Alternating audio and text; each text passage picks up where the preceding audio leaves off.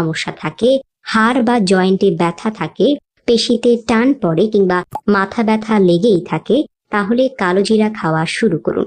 এটি শুধু ব্যথা কমায় না, বরং হাড়কেও করে আরো মজবুত। তাই বয়স বাড়লেও চলাফেরায় যেন কোনো অস্বস্তি না থাকে, এই জন্য কালোজিরা হতে পারে বড় ভরসা। এখন বলি হজম সংক্রান্ত সমস্যার কথা।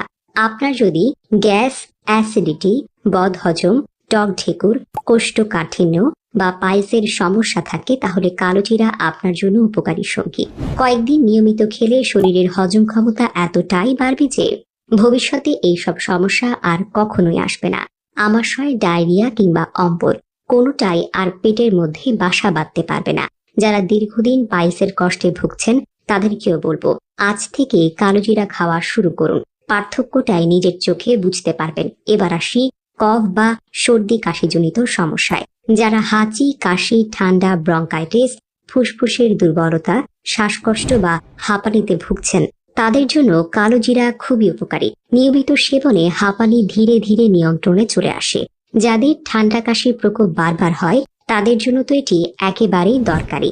কালোজিরা এমন একটি শক্তিশালী প্রাকৃতিক অ্যান্টিবায়োটিক বা অ্যান্টিসেপটিক, যা সংক্রমণজনিত যে কোনো সমস্যাকে শরীরে টিকতে দেয় না। যারা অ্যালার্জিতে ভোগেন বা যে কোনো খাবার খেয়ে অ্যালার্জি হয়, তাদের জন্য এটি খুব উপকারী। কিছুদিন খেলেই অ্যালার্জি প্রবণতা অনেক কমে যাবে। এবার বলি ডায়াবেটিসের কথা। শরীরের গ্লুকোজ নিয়ন্ত্রণ রাখতে কালোজিরা এক অসাধারণ ভূমিকা রাখে। এটি ইনসুলিনের কার্যক্ষমতা বাড়িয়ে রক্তে চিনির মাত্রা নিয়ন্ত্রণ করে। তবে যারা নিয়মিত ডায়াবেটিসের ঔষধ খাচ্ছেন, তারা কালোজিরা সেবনের সময় অবশ্যই ঔষধের মাত্রা সম্পর্কে সতর্ক থাকবেন, কারণ এটি খুব দ্রুত কাজ করে। আগের ভিডিওতে কমেন্ট করেছেন দুবাই থেকে মহিলা সমস্যায় ভুগছেন, তাদের জন্য এটি উপকারী। পাশাপাশি পুরুষ ও নারীর দাম্পত্য স্বাস্থ্য উন্নত হয় কালোজিরার কারণে। নারীদের অনিয়মিত মাসিক সমস্যা এবং হরমোনজনিত নানা জটিলতাও ধীরে ধীরে নিয়ন্ত্রণে চলে আসে। আরেকটি অত্যন্ত গুরুত্বপূর্ণ উপকারিতা হলো কালোজিরা স্মৃতিশক্তি বাড়ায় চোখে পড়ার মতো। ছোট বয়স থেকে যদি সামান্য পরিমাণে কালোজিরা খাওয়ার অভ্যাস গড়ে তোলা যায়, তাহলে বাচ্চাদের স্মরণ শক্তি এতটা তীক্ষ্ণ হবে যে তারা পড়াশোনাতেও এগিয়ে থাকবে। শিশুর বয়স 2 বছর হলেই অল্প করে কালোজিরা গুঁড়ো করে খাবারে মেশাতে হবে। বয়স বাড়ার সঙ্গে সঙ্গে এই পরিমাণ বাড়ানো যাবে।